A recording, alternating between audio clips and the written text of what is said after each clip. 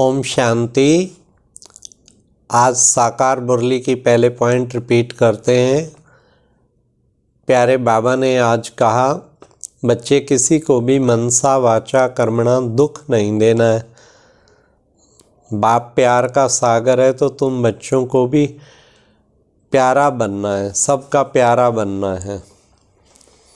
तो बाबा ने कहा दुख देना भी हिंसा है, और बच्चे जब आत्मा समझ के दूसरे को आत्मा रूप में देख के बात करेंगे तो फिर दुख नहीं देंगे। तो बच्चों को ये अभ्यास करना है, क्योंकि आत्मा भ्रिकुटी पर बैठती है। भ्रिकुटी पर बैठ के दूसरे को भी आत्मा रूप में देखना। फिर बाबा ने कहा कि बच्चे, तुम बच्चों को बहुत खुश रहना है कि बाप तुम्हें विश्व का मालिक बना रहा है, सारे जहां का मालिक बना रहा है। तो तुम बच्चों को कितनी खुशी होनी चाहिए। आज की मुरली में गीत बचा था, निर्बल की लड़ाई बलवान से।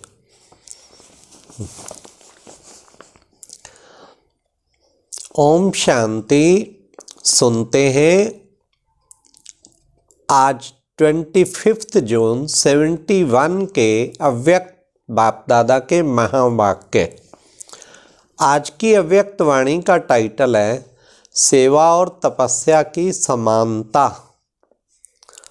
आज की मुरली में बाबा ने तपस्वी वृक्ष के नीचे बैठ के तपस्या, भक्ति मार्ग में दिखाते ना, वृक्ष के नीचे बैठ के तपस्या कर रहे हैं, इसका रहस्य क्या है।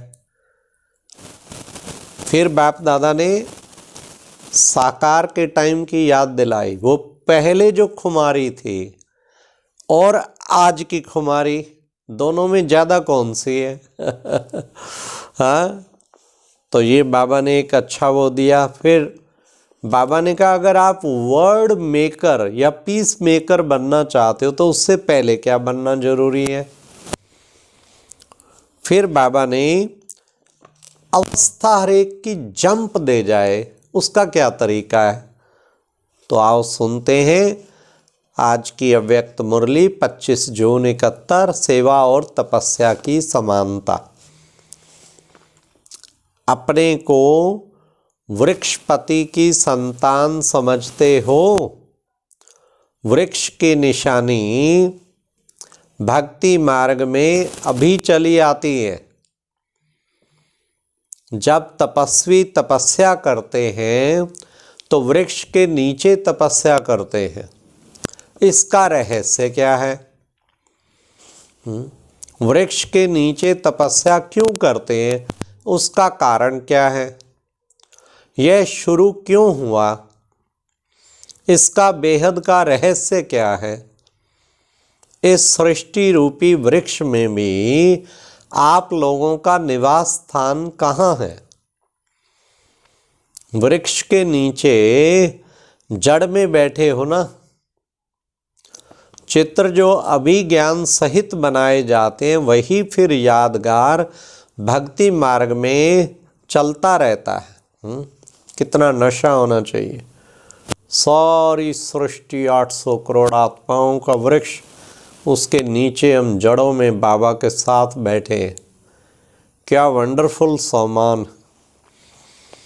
तो बाबा कहते वृक्ष के चित्र में दूर से क्या दिखाई देता है, तपस्वी क्या कर रहे हैं।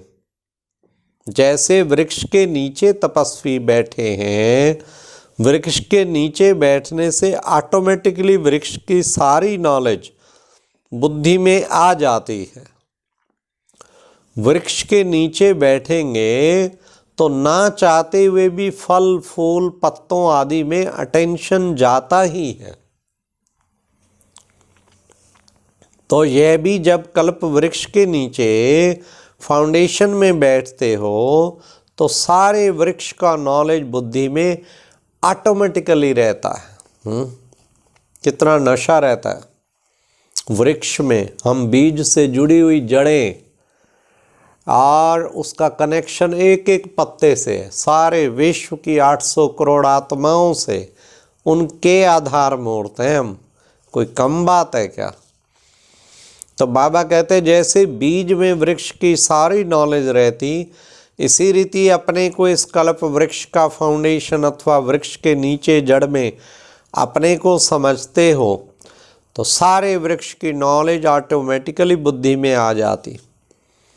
यह जो आपकी स्टेज है, आपका यादगार भक्ति मार्ग में चलता आया है, यह है प्रैक्टिकल। तपस्या कर रहे हो भक्ति मार्ग में, फिर स्थूल वृक्ष के नीचे बैठकर तपस्या करते हैं। देखो शुरू शुरू में आपको नशा रहता था कि हम वृक्ष के ऊपर बैठे हैं, सारा वृक्ष नीचे है, हम ऊपर हैं, ऊपर भी ठहरे ना। अगर वृक्ष को उल्टा कर देंगे तो ऊपर हो जाएंगे ना। वास्तव में वृक्ष तो उल्टा ही है, वास्तव में सुलटा है, लेकिन हम नीचे हैं तो हम सोचते हैं कि उल्टा है। फैक्ट ये है, बाबा बीज ऊपर और फिर सारा नीचे वृक्ष। तो प्रैक्टिकल वृक्ष ऐसे है। अगर हम अपना घर परम हम बैठ के देखेंगे तो वृक्ष उल्टा वो है, लेकिन अब हम आए हुए पराये देश में तो यहाँ से देखते हैं तो उल्टा नज़र आता है। तो बाबा कहते कि उसमें नशा तो देखो, परम धाम में भी बाबा के साथ बाबा बीज रूप में, मास्टर बीज रूप, आहा सारे वृक्ष के पत्ते पत्ते को 800 करोड़ आत्माएं पत्ते पत्ते, उन सब को शक्तियों का जल प्रवाहित कर रहे हैं। ये रोज योग का अभ्यास, यही मनसा सेवा है, ये बहुत बड़ी मनसा सेवा है। तो बाबा ने कहा तो जैसे पहले नशा बहुत रहता था, हम इस वृक्ष के ऊपर बैठकर सारे वृक्ष को देख रहे हैं, ऐसे ही अभी भी ये भिन्न भिन्न प्रकार से तपस्या का नशा रहता है। पहले की खुमारी इस खुमारी से ज्यादा थी, वह अभी ज्यादा है। अब फिर बाबा ही उत्तर दे रहे हैं, क्या? वह सिर्फ तपस्या का रूप था, अभी तपस्या और सेवा साथ साथ हो गई है।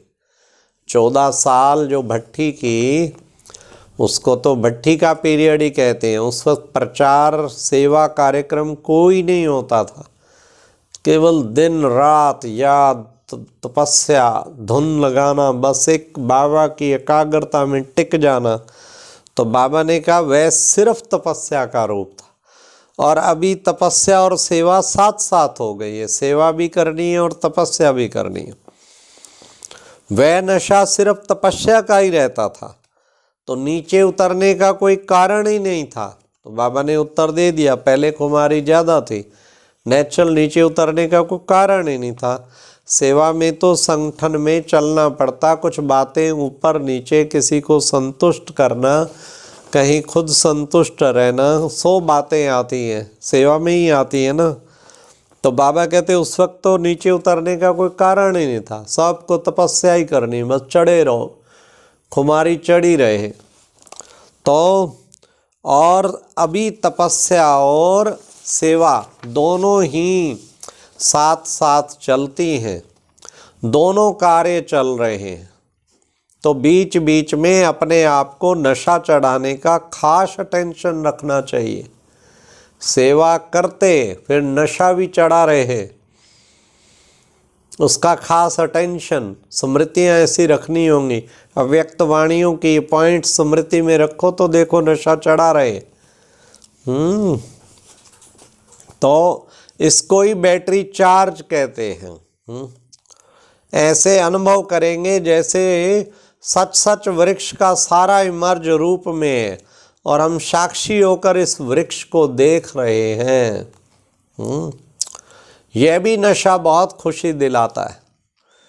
तो अभी तो पूरे मुरलियों में से बड़ी पावरफुल हम 21.69 के निकाली, अब 70 की हर साल के निकालेंगे। जितनी बाबा की मुरलियाँ चलेंगी फिर उन सब में से भी कुछ ऐसी पॉइंट निकालेंगे कि ये 21 पॉइंट ऐसी हैं जिन्हें स्मृति में लाते ही नशा चढ़ जाए, नशे वाली अलग निकालेंगे। तो क्या है, ताकि तब तक आप नोट करते रहो जो जो नशे वाली। तो नशा जो है वो बाबा कहते चढ़ा रहना चाहिए हमेशा। जैसे अनुभव करेंगे जैसे सच सच वृक्ष सारा रूप इमर्ज में है और हम साक्षी होकर इस वृक्ष को देख रहे हैं। यह भी नशा बहुत खुशी दिलाता है, शक्ति दिलाता है। इसलिए वृक्षपति और वृक्ष का गायन बहुत है। तो ऐसे भिन्न भिन्न प्रकार की सेवा करते हुए भी तपस्या का बल अपने में आपे ही भरते रहना है, जिससे तपस्या और सेवा दोनों कंबाइंड और एक साथ रहेंगे। ऐसे नहीं कि सेवा में आ गए तो तपस्या भूल गए, नहीं, दोनों साथ साथ रहे। कंबाइंड रूप है ना, तो इसकी बीच बीच में चेकिंग करनी पड़ेगी। जब तक चेकर नहीं बने हैं तब तक मेकर नहीं बन सकते। वर्ड मेकर व पीस मेकर ये जो गायन है वह तब तक नहीं बन सकते जब तक चेकर नहीं बने हो। अपने ऊपर चेकिंग बहुत चाहिए। दूसरा कितना भी चेक करे तो भी इतना नहीं कर सकते, लेकिन अपने आप को चेक करने से ही अपनी उन्नति कर सकते हो। सबसे बड़ी बात चेकिंग, उन्नति तब होगी जब अपनी अच्छी तरह से चेकिंग करेंगे। अपने आप को चेक करने से ही अपनी उन्नति कर सकते। चेकिंग करने में समय नहीं चाहिए, ये नेचुरल अभ्यास पड़ जाता है, तो समय की भी आवश्यकता नहीं, ऑटोमेटिकली चलता रहता है। फिर चेकिंग करने में 1 सेकंड भी नहीं लगता। अगर अपने आप को चेक करो तो उसमें कितना समय लगेगा? 1 सेकंड तो कैसे भी बिजी होते भी निकाल सकते हो। सिर्फ अभ्यास की आवश्यकता है, चेकिंग मास्टर बनना है। वही बात आ गई ना चार्ट वाली। देखो बाबा साकार मुरली में भी हर 5वें 7वें दिन चार्ट, और अव्यक्तवाणी में भी बाबा फिर किसी न किसी तरह चेकिंग करनी पड़े। चेकिंग और अटेंशन 2 पहरेदार हैं। चेकर बनोगे तो मेकर बनोगे। तो कितना बाबा अटेंशन खिंचाता है, तो ये एक चेक करना है। तो बाबा ने कहा चेकिंग मास्टर बनना है, सभी में मास्टर बनना है। जैसे मास्टर सर्वशक्तिवान, मास्टर नॉलेजफुल हो, वैसे चेकिंग मास्टर भी बनना है। जी बाबा जरूर बनेंगे। हम खुद को चेक नहीं करेंगे तो हम कैसे नई दुनिया के मेकर बनेंगे? चेकर ही मेकर। जैसे मास्टर सर्वशक्तिवान, मास्टर नॉलेजफुल, वैसे चेकिंग मास्टर भी बनना है। पर चेकिंग मास्टर एक ध्यान रखना है, अपनी, औरों का नहीं हो। मैं चेकिंग मास्टर हूँ, फिर कभी किसको चेक करो? ठहरो ठहरो, मैं चेकिंग मास्टर आ गया हूँ। कहीं हर वक्त दूसरे को चेक करते रहते हैं, दूसरे को चेक करते रहते हैं, उनकी त्रुटियां देखते रहेंगे, उन्हें निकालते हैं। ऐसा चेकिंग मास्टर नहीं बनना है, चेकिंग खुद की करनी। ड्रामा अनुसार सभी ठीक तो चल रहा है ना, लेकिन ठीक चलते हुए भी चेकिंग करनी पड़े। कल्याणकारी युग है, ये भी जानते हो, फिर भी हर एक को अपने और दूसरे के कल्याण का प्लान सोचना भी पड़ता है। ऐसे कुछ नए नए प्लान निकालो जिसमें अवस्थाएं कुछ जंप दे। अभी चल तो रहे हैं और चलते रहेंगे, लेकिन बीच बीच में एक्स्ट्रा फोर्स प्लानिंग व सहयोग का मिलने से जंप आ सकता है। समझा? प्लानिंग व सहयोग का। जैसे रॉकेट को भी अग्नि का फोर्स दिया जाता ना, तभी उड़ जाता है। ऐसे ही लाइट और माइट का फोर्स मिले जिससे जंप लगा सके। इसके लिए एक्स्ट्रा फोर्स के सहयोग से हमको शक्ति की प्राप्ति, प्राप्ति का अनुभव होता है। तो बाबा कहते हैं ऐसे कोई नया प्लान बनाओ, ऐसे कोई अच्छे कोई क्रिएटिव प्लान बनाओ, अवस्थाएं जंप दे, एकदम जंप को प्राप्त करे। प्लान नए नए बनाना ये भी एक बहुत बड़ी विशेषता है, अपनी भी उन्नति औरों की भी उन्नति। यह भी जरूरी है। एक तो मनन शक्ति की बहुत कमजोरी है, इसलिए मेजॉरिटी की रिपोर्ट होती है कि व्यर्थ संकल्पों को कंट्रोल कैसे करें। मनन नहीं करते ना, मुरली मनन नहीं करते। एक मुरली ये तरीका मिला है, अव्यक्त वाणी की भी 5-7 पॉइंट निकाल लो और साकार मुरली की उसकी मंथन करते रहो दिन में 4-5 बार। व्यर्थ संकल्प को मार्जिन ही नहीं मिलेगी। इसलिए मेजॉरिटी की यही रिपोर्ट है। इस मुख्य कमजोरी को कैसे चेकअप करके इसको ख़त्म करें, इसके लिए प्लान सोचना है।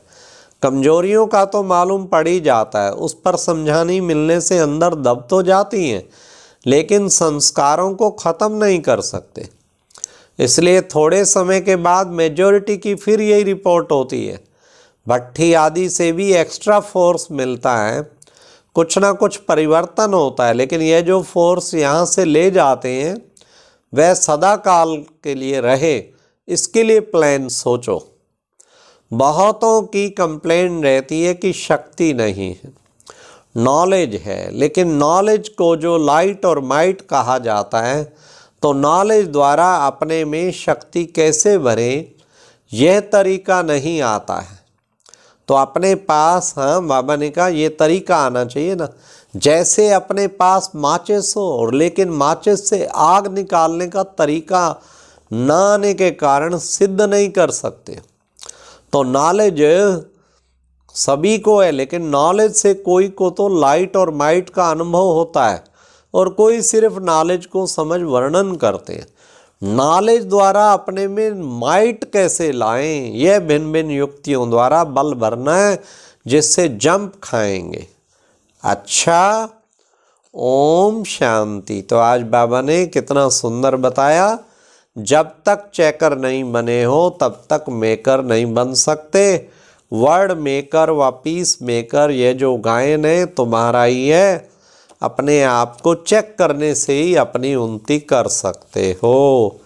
अच्छा जी, ओम शांति। एक विशेष हम ये जरूर कहेंगे सूचना, 108 दिन की मुरली का शुरू में टारगेट दिया गया था ताकि संस्कार बन जाए। बाबा कहते लगातार कोई 21 दिन मुरली, 21 दिन कोई काम करो, 51 दिन करो, तो फिर संस्कार बन जाता।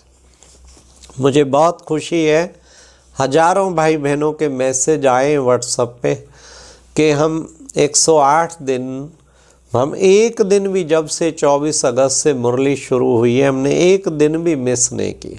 उनको लाख लाख बधाई हो, लाख लाख बधाई हो।